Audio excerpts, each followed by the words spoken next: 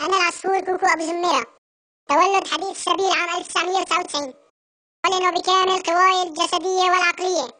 أعلن انشقاقي عن كشة عصافير حديقة السبيل، أنضم إلى كشة عصافير حديقة الفرقان، ذلك بسبب زقزقاتهم المزعجة.